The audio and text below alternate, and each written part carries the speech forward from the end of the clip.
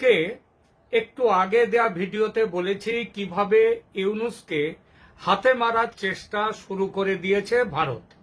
সেই চেষ্টার সঙ্গে মানে ওই হাতে মারার সঙ্গে এবার ভাতে মারার চেষ্টাও শুরু করে দিল গতকাল থেকে। ভাতে মারা মানে মানে ভাতে মারা। ভাতের জোগাড় করা যায় কিসের জোরে? টাকার জোরে। টাকা জোগাড় হলে তবে ভাতের জোগাড় হয়। আর টাকার জোগাড় আসে কোত্থেকে? বাংলাদেশের মতো দেশের তাদের আসে একটা বড়, তাদের সোর্স হচ্ছে সেটা রপ্তানি। এবার বন্ধ হলো সেই রপ্তানির রাস্তা। আপনি ট্রাক করতে পারেন, আপনি তর্ক করতে পারেন, ভারত গেছে তো কি হয়েছে, চীন আছে তো, কেন থাকবে না? তবে সে পথ নিতে গেলে ঢাকের দায়ে মনসা বিক্রি হবে এখন। আগে ছিল 0% ট্যারিফ, মানে অত্যন্ত দরিদ্র দেশ বাংলাদেশ, সুতরাং আমেরিকায় তাদের রপ্তানির উপরে শুল্ক 0% ছিল। সেটা এক ধাক্কায় বেড়ে হয়েছে ট্রাম্পের 37% শুল্ক। অর্থাৎ যত ডলারের মাল যাবে তার উপরে 37% শুল্ক দিতে হবে। তার উপর ভারত আবার যা করলো তাতে তাতে তো একেবারে যাচ্ছে তাই অবস্থা। ভাবছেন নিশ্চয়ই ভারত কি করলো, তাই না? বলছি একটু গায়ের গায়ের কি বলবো, একটুখানি ঝালটা তো একটু মেটাতে হবে ইউনূসের উপর, সুতরাং একটু গুছিয়ে বলতে দিন।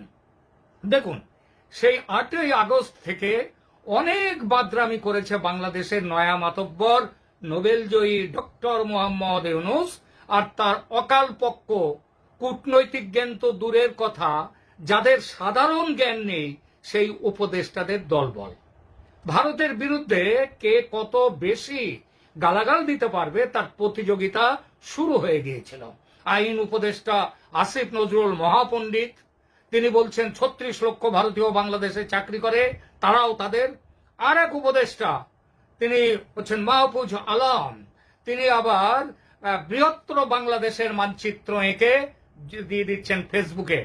তার মধ্যে ঢুকিয়ে দিচ্ছেন 7 সিস্টার্স, পশ্চিমবঙ্গ, বিহার, উড়িষ্যা।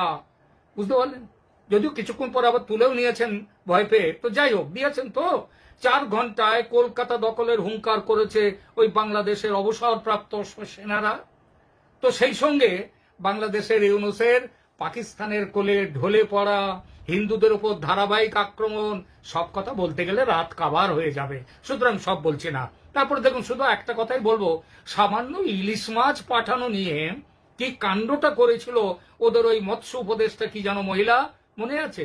পরে আবার ফেলা থুতু গিলে নিয়ে ইলিশ মাছ পাঠায়। যখন পাঠায় তখন পশ্চিমবঙ্গের বাঙালি আবার খেপে গেছে, তারা বয়কট করলো বাংলাদেশের সেই ইলিশ, বিক্রি হওয়া দায়। ভারতের মানুষ ইউনূসের এই জঙ্গি সরকারের উপর অনেক দিন ধরে ক্ষেপে আছে। এই ক্ষেপে থাকার পিছনে শেখ হাসিনার প্রত্যাবর্তন নিয়ে যত না সমর্থন, তার চেয়ে বেশি বাংলাদেশের সংখ্যালঘু হিন্দুদের উপর অত্যাচারের বিরুদ্ধে ভারতের মানুষও ক্ষেপে গিয়েছিল। ইউনূস সরকার কানেই তোলেনি ভারতের অভিযোগ। চীন পাকিস্তানের সঙ্গে প্রেম করে আর ভারত বিরোধী অপপ্রচার তুঙ্গে তুলে অপমান করে গেছে ভারতকে সমানে। এমনকি হিন্দু বিরোধী মানসিকতার চূড়ান্ত নিদর্শন ইউনূসের সরকার তৈরি করেছে হিন্দু সন্ন্যাসী চিন্ময় দাসকে মিথ্যা মামলায় বিনা বিচারে 4 মাসের বেশি সময় ধরে আটকে রেখে, আর জেলখানা থেকে ছাড়ছে কাদের?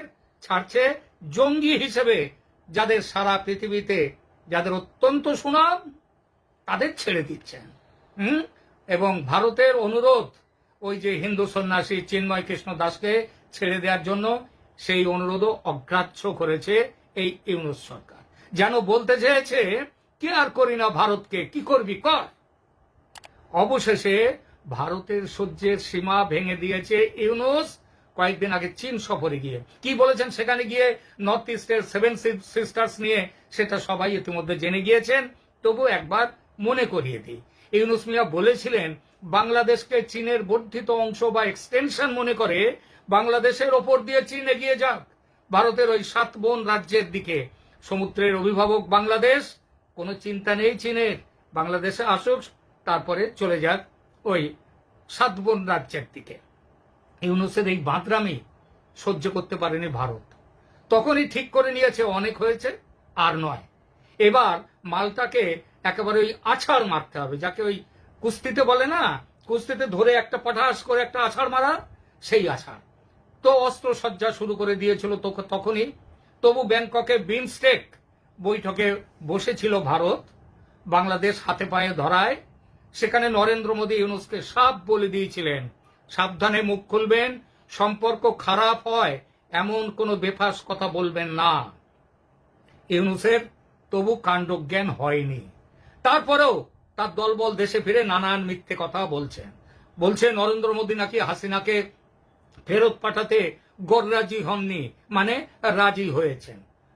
এই অসভ্যতা আর বাড়তে দেয়া যায় না, এই বলে সিদ্ধান্ত পাকা করে ফেলেছে ভারতীয় নেতৃত্ব। হাতে মারার ব্যবস্থা তো তৈরি হয়েই আছে। ওই যে চিকেন নেকের ওখানে অস্ত্রসজ্জা যুদ্ধের জন্য, অ্যাকশন স্টার্ট বললেই শুরু হয়ে যাবে। কিন্তু তার আগেই সিদ্ধান্ত নিল ভারত বাংলাদেশকে ভাতে মারার, এই যেটা দিয়ে শুরু করেছে। কিভাবে বলছি সে কথা। সমুদ্রের অভিভাবক ইউনূসের দেশের রপ্তানি কিভাবে হয় জানেন? স্থলপথে বড় বড় ট্রাক বা কার্গোতে করে সেসব মাল ভারতের সমুদ্র বন্দরে বা বিমানবন্দরে নিয়ে আসা হয়। কোথায়? নর্মালি সেটা হচ্ছে কলকাতা বন্দরে। সেখানে ভারতের বড় জাহাজ বা কার্গো বিমানে করে সেসব বাংলাদেশি মাল পাঠিয়ে দেওয়া হয় যে দেশে রপ্তানি হওয়ার কথা। তারপর সেই জাহাজ বা মাল তুলে সেই জাহাজ বা বিমান পাড়ি দেয় ইউরোপ, আমেরিকা সমেত সারা পৃথিবীতে।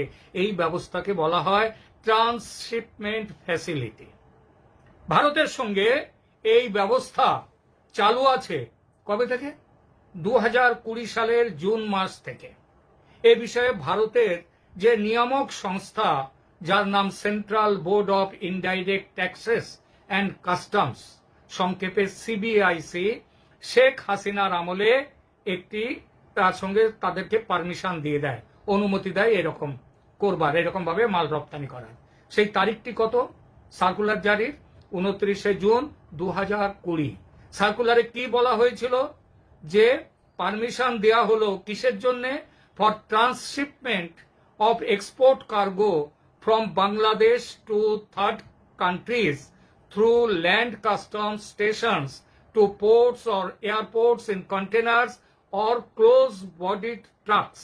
অর্থাৎ কন্টেনারে করে অথবা পুরো ক্লোজ বডি মানে পুরো বন্ধ ট্রাকের মধ্যে করে যেসব মাল বাংলাদেশ থেকে আমাদের ল্যান্ড কাস্টম স্টেশনের মধ্য দিয়ে মানে স্থলপথে চলে আসে বন্দরে, বিমানবন্দরে বা সমুদ্র বন্দরে, মানে কলকাতা সমুদ্র বন্দর অথবা কলকাতা বিমানবন্দরে যে মালগুলো চলে আসে, সেইটা এই ভারতের মধ্য দিয়ে পাঠানোর পারমিশন দিয়েছিল ওই জুন 2020 সালে। ঠিক আছে?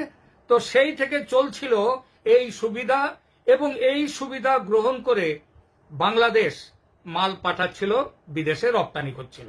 মাঝখানে মাথায় ভূত যখন ওই সবে ঢুকেছে, সেই সময় কিছুদিন আবার ভারতের মধ্যে দিয়ে না পাঠিয়ে সেখান থেকে ছোট ছোট জাহাজে করে পাঠাচ্ছিল মালদ্বীপে।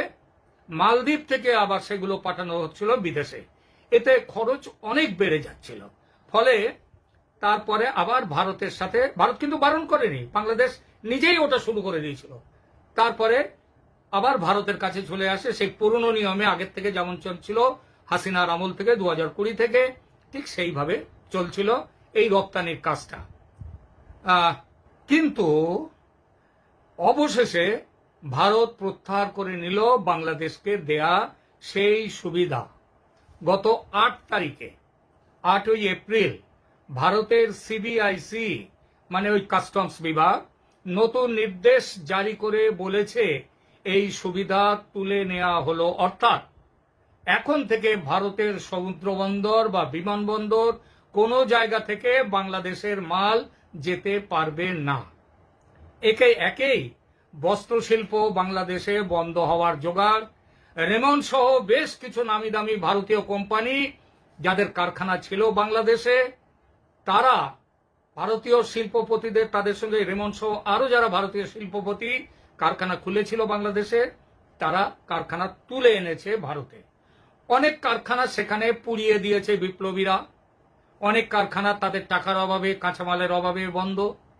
ভারতীয় শিল্পপতিরাও আগেই বললাম যে সব কারখানা তাদের তুলে এনেছে ভারতে।